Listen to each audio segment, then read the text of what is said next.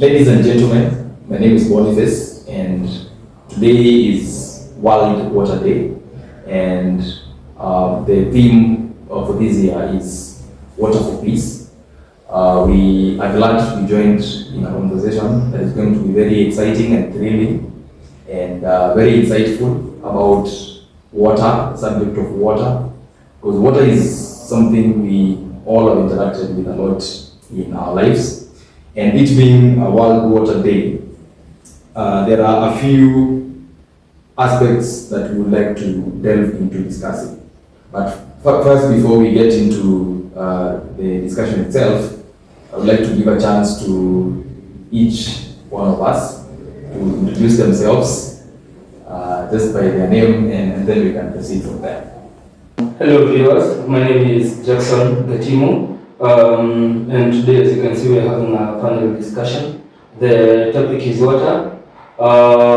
So we'll be exploring the various themes within water, and I hope you'll enjoy. Thank you. Very nice. Hello everyone. My name is Mwangi James Kirenji, and I'm happy to be here today on this particular day to discuss the topic on water. I think key aspects to remember during this discussion is that water doesn't come from the taps. So looking forward to a fruitful discussion. Alright. My name is Moi Jerry. I am very thrilled to be part of this conversation from ECSI Limited, and looking forward towards an insightful and engaging, as well as an informative conversation around water and the nexus around it with other aspects, of course, that cuts across several aspects. So thank you so much. Hello everyone, my name is Brian Moore. I'm thrilled to be here today. I'm a student at Technical University of Kenya, pursuing environmental resource management with IT. And I'm also steering committee of Kenya University Environmental Student Association, and it's a volunteer. So I'm thrilled to be here, and let's indulge in the topic of water and speak more about the challenges and the innovations that can come through in terms of water. Thank you. Yeah, and maybe before we get back to this side, if we can start with you on water scarcity. What can you say about water scarcity? Statistics are available, observations are also there about how do you say water is scarce in the environment that you've observed? Yeah, I think I'm one of the people who have encountered water scarcity. I'm from the famous Ukambani, one of the counties that are said to be ASAL, that is Aryan semi-arid lands. And speaking the truth, that these areas are really having shortage of water. And we can conclude, you can concur with me that in the previous years, cattle were dying in our area, and we had crops dry. Actually, there is this time that crops were drying below even my knee, maize crops, that is.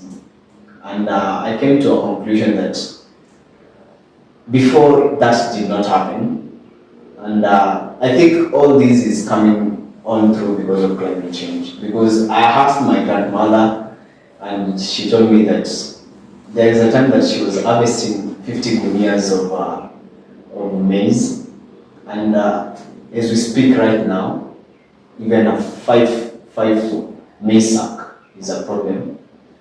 And the same thing happens to, you can also concur with it when it comes to borehole drilling. When you're drilling borehole,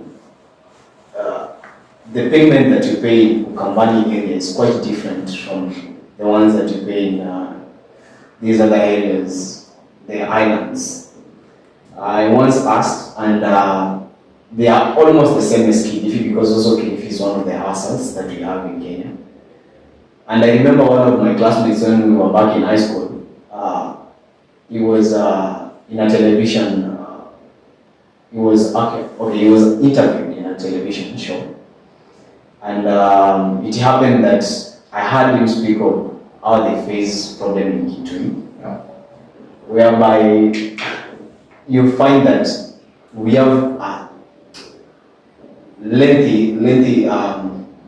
okay, we have a line of Mitungis, the camps. Yeah.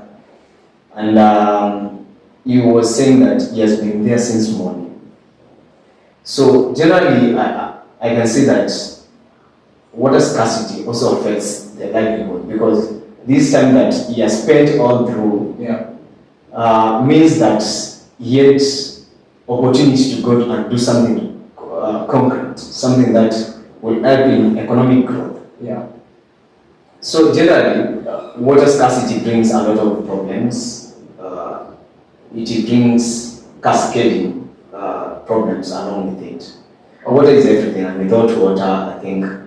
Yeah, water is life. Yeah, water is life. Yes, maybe you can hand it over to our only lady here, and we talk about what could be some of the reasons why water is scarce in some of the areas. Yeah. Okay, so first of all, I want to start by mentioning that it is important to know that water is a vital resource. It is very infinite, and it is very, very critical in all living organisms, right?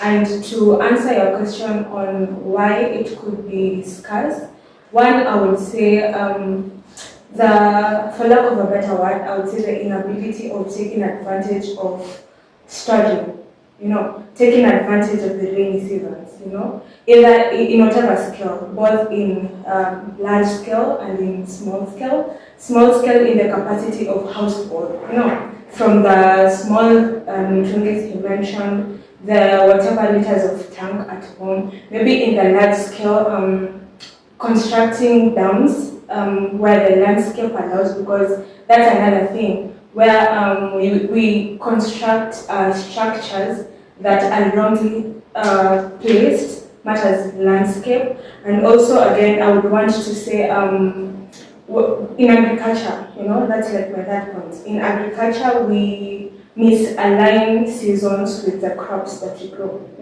So you'd see during the rainy seasons, that's when some people want to grow the crop-resistant crops. I mean, it's nice, yeah, but in the long run, you take advantage during the drought season to plant this particular kind of crops.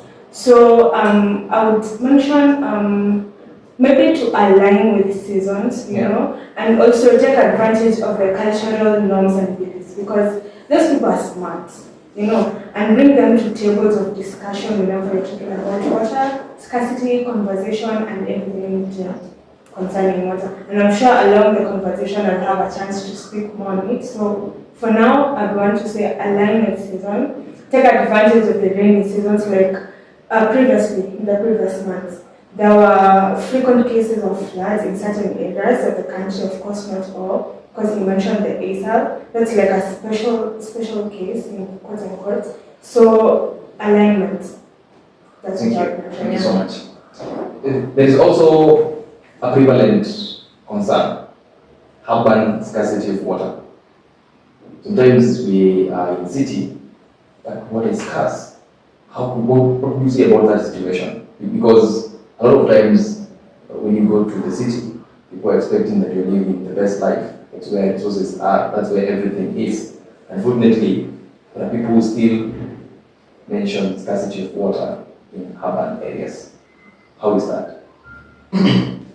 Okay, so I think speaking to that context of scarcity in the urban areas, first we have to look at the sources of water. Because I'm sure if you were to do a survey today asking, maybe probably the children, asking them where this water comes from, they'll probably not back 3 or 4 of them saying that water comes from the taps. So first is to acknowledge the sources of this water, and water definitely comes from the catchment areas. That is speaking to the forest and all that. So I think the first and foremost thing is the conservation of these areas, be it the forest, be it whichever place that this water is flowing out of. That is the first thing that we should look at. And also, speaking to the urban context still, and specific case of the Nairobi River, Nairobi River is a very good source of water. But if you look at that particular ecosystem, there's no sanity in it. There's no way we can definitely refer it to a river, because you look at it and you see pollution at its highest level. And I'm glad, although I'm also not glad, that there's a commission that was created on the same, though we need to see results. But I think mostly it's the lack of conservation of these sources of water, and that way there's no way that the water is going to reach these households in the city itself. So if only we're able to conserve these sources of water, then I'm sure we'll be able to get access to the water even in the cities themselves. Because if we have a river in Nairobi, that means that access to water in Nairobi should be very easy. But again, we are not conscious of the state of this river. So then when we pollute it, there's no water for us to access. So at the end of it all, we find that there's that niche between the water that is available and us accessing it, because the already available water that you can access, we've already destroyed it through pollution, plastic pollution, fashion pollution and all that sort. So I think it's more of looking at the sources of this water, and again looking at the access and also the accessibility rather of this particular water that is there. Yeah. Before we move to another point, there is a perception that there is artificial scarcity of water. Is it? I know this is a conversation that is going to governance and all that, but is there a contribution of the governance systems that we have to the scarcity of water that we have in the urban areas?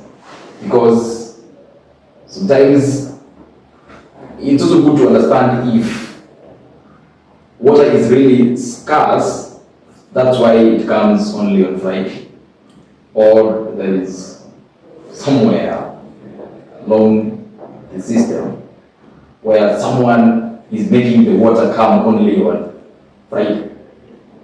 What do you think about the systems that we have and how they manage and how they serve the people? Okay. Speaking to governance, I think first and foremost we have to acknowledge that water is a very essential resource. It's more of a basic need.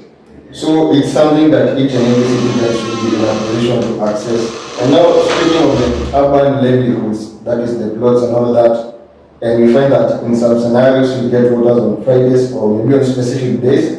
And even if this water comes, it's not fresh water, it's salty water.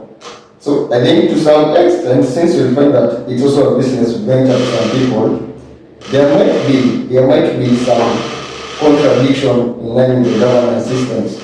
Because I'm sure it's possible for us to, because we find that there are places which access water on a full-time basis, and in other areas there are places that also access water on specific days. So that just shows that there's a disconnection between the governance system and the livelihoods themselves. Probably in line with the socio-economic statuses of people, because I don't expect to go to a place like Karen in Port and find the same problem that I go to Dandora and find. Because I've lived in that specific area, and I have to say, we buy water in that place.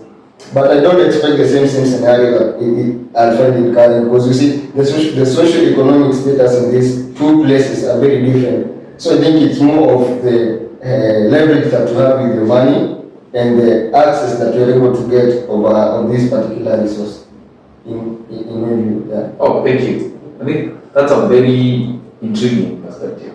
That water that you're given free by God is now has to reach you based on who you are. Thank you so much. And now we can also escalate it a little bit into, you can have the microphone. A little bit into this observation that I made during the El Nino period, where there was too much water flowing, especially in the northeastern, and everywhere, water was everywhere. And I made a prediction that in the next 2-3 months, the same areas that are flooded with water now will be crying of water. Why is it that the areas that are flooded the most are the ones that are driest? Yeah. Okay, thank you.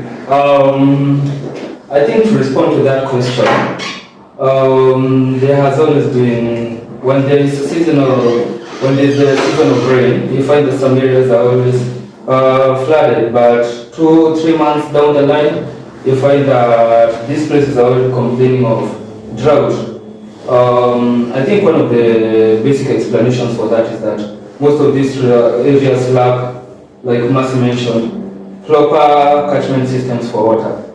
So there is the rain, but once the rainy season is over, there's no more water because they just depended on what they had when it was raining. Another thing that you can attribute to this thing is that you find that most of those areas they are very arid, so there is no vegetation cover.